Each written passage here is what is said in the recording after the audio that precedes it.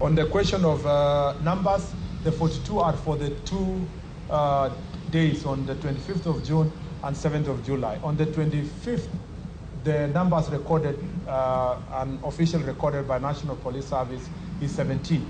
On the 7th, it was 25. And a good question is, how come even after we have blocked the city, the access to the city, more people died? You see, the criminal activities were happening all over the country.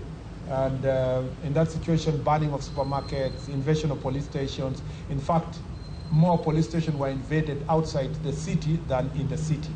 And you are right to say that there seems to be a new epicenters outside the city for this kind of protest.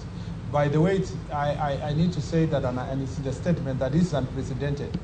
In the past, we have had, of course, mandamana across the country, but the ones that are targeting specifically police stations, this is the first time that you can really say police stations are being, specifically targeted, which is a very unique phenomenon, and we are concerned. And that's why some people are being charged for terror, because by the time you're going for police station, your intention is not to pass your message.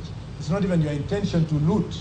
Your intention actually is to undermine the institutions of democracy and peace and security with an intention of raining terror to the people of Kenya, so that then you leave them exposed and you instill fear on the citizens that there is no constitutional government in place, and therefore citizens are on their own and they can, have to protect themselves or, from harm, or sometimes also attack other citizens. So at that point, that's why we take seriously the question of terrorism linked to these charges, which has been, it's a subject of debate. It's of course in court, but as a matter of fact, those who read the law should read the Anti-Terror Act and will realize that acts of terrorism include what we witnessed on 25th and 7th of this July. The other thing that I needed to emphasize here in that regard is that the fact that nearly 1,500 people have been arraigned in various courts. And we must thank our courts, because they have been cooperative in most of the instances to make sure that we get also relevant time for investigation and so forth.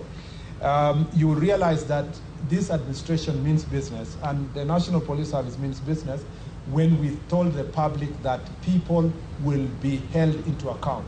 I look forward to successful prosecutions and convictions, so that the people of Kenya can begin to separate the wheat from the chaff, and so that we can start